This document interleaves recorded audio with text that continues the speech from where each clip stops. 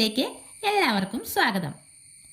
ഇന്ന് നമ്മൾ ചോറിനൊപ്പം കഴിക്കാൻ പറ്റുന്ന അടിപൊളി കോവയ്ക്ക ഉണക്കച്ചെമ്മീൻ ഉലർത്താണ് തയ്യാറാക്കുന്നത്.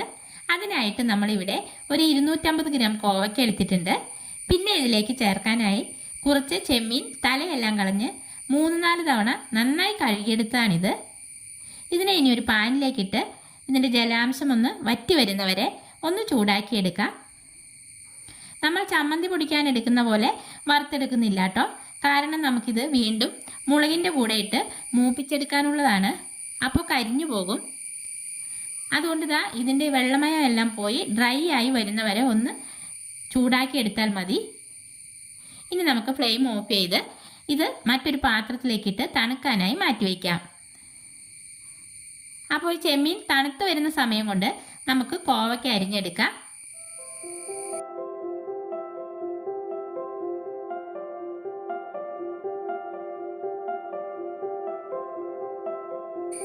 കോവയ്ക്ക മുഴുവനും നമ്മൾ അരിഞ്ഞെടുത്തിട്ടുണ്ട്. ഇനി നമുക്കിതിലേക്ക് 2-3 ചെറിയ ഉള്ളി കൂടി അരിഞ്ഞിട്ട് കൊടുക്കാം. നമ്മൾ ഇതുപോലത്തെ തോരനൊക്കെ ഉണ്ടാക്കുമ്പോൾ ചെറിയ ഉള്ളി ചേർത്താൽ നല്ല ടേസ്റ്റാണ് കേട്ടോ. ഇനി ഇതിലേക്ക് ഒരു 3/4 ടീസ്പൂൺ മഞ്ഞൾപ്പൊടി കൂടി ചേർത്ത് ഒന്ന് മിക്സാക്കി വയ്ക്കാം.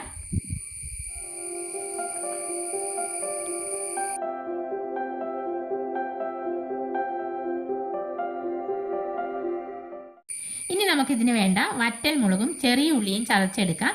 നമ്മളിവിടെ ഒരു 10 വറ്റൽ മുളകും 6-7 ചെറിയ ഉള്ളി എടുത്തിട്ടുണ്ട്. വെളുത്തുള്ളി ഞാനിതിലേക്ക് ചേർക്കുന്നില്ല കേട്ടോ. വേണ്ടവർക്ക് ചേർത്ത് കൊടുക്കാം. എരിവ് കുറച്ച് മതിയെങ്കിൽ ഇത്രയും മുളക് എടുക്കണ്ട കേട്ടോ. ഇവിടെ ഇത്തിരി എരിവ് കൂടുതൽ വേണം. ഇനി നമുക്കിത് ഒരു മിക്സി ജാറിലിട്ട് ഒന്ന് ചതച്ചെടുക്കാം. ആദ്യം ജാറിലേക്ക് വറ്റൽ മുളകിട്ട് ഒന്ന് ക്രഷ് ചെയ്തെടുക്കാം. ഇതുപോലെ ക്രഷ് ചെയ്തെടുത്ത മുളകിലേക്ക് നമ്മൾ ഉള്ളി ഇട്ട് കൊടുത്ത് ഇത് ഒന്നുകൂടി ചതച്ചെടുത്തിട്ട് വരാം. അതും നമ്മൾ ചതച്ചെടുത്തിട്ടുണ്ട്. അതിനുശേഷം നമുക്കിതിലേക്ക് നമ്മൾ എടുത്തു വച്ചേക്കുന്ന ചെമ്മീൻ കൂടിയിട്ട് ഒരു 2 പ്രാവശ്യം ഒന്ന് പൾസ് ചെയ്തെടുക്കാം. ഇതുപോലെ ചതഞ്ഞ് കിട്ടിയാൽ മതി കേട്ടോ. അപ്പോൾ നമ്മുടെ മിക്സ് ഇവിടെ റെഡി ആയിട്ടുണ്ട്. ഇനി നമുക്കിത് ഉലർത്തിയെടുക്കാം. ചീനച്ചട്ടി അടുപ്പത്ത് വെച്ച് ചൂടായി വരുമ്പോൾ 2-3 ടേബിൾ സ്പൂൺ വെളിച്ചെണ്ണ ഒഴിച്ചു കൊടുക്കുക. വെളിച്ചെണ്ണ ചൂടായി വരുമ്പോൾ കടുകിട്ട് പൊട്ടിയ ശേഷം ചതച്ചു വെച്ച ചെമ്മീനിൻ്റെ കൂട്ടിട്ട് കൊടുക്കുക.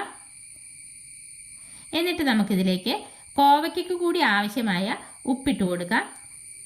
കുറച്ച് കറിവേപ്പില കൂടിയിട്ട് നന്നായി മൂത്ത് വരുന്നവരെ മീഡിയം ടു ലോ ഫ്ലെയിമിലിട്ട് ഇളക്കിയെടുക്കാം. ഇതിപ്പോൾ നന്നായിട്ട് മൂത്ത് വന്നിട്ടുണ്ട്. ഇനി നമ്മൾ അരിഞ്ഞു വച്ചേക്കുന്ന കോവയ്ക്ക ചേർത്ത് നല്ലപോലെ ഇളക്കി യോജിപ്പിക്കാം.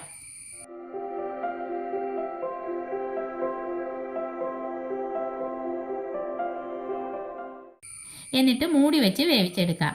ഇടയ്ക്ക് മൂടി മാറ്റി ഇളക്കി കൊടുക്കണം. നമ്മൾ ചേർത്ത് കൊടുത്ത ഉപ്പ് ഇതിന് കറക്റ്റാണ് കേട്ടോ.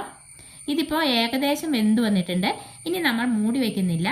കുറച്ച് സമയം ഒന്ന് തുറന്നു വെച്ച് നമുക്കിതിനെ ഉലർത്തിയെടുക്കാം. അങ്ങനെ നമ്മുടെ കോവയ്ക്ക ചെമ്മീൻ ഉലർത്തി ഇവിടെ റെഡി ആയിട്ടുണ്ട്.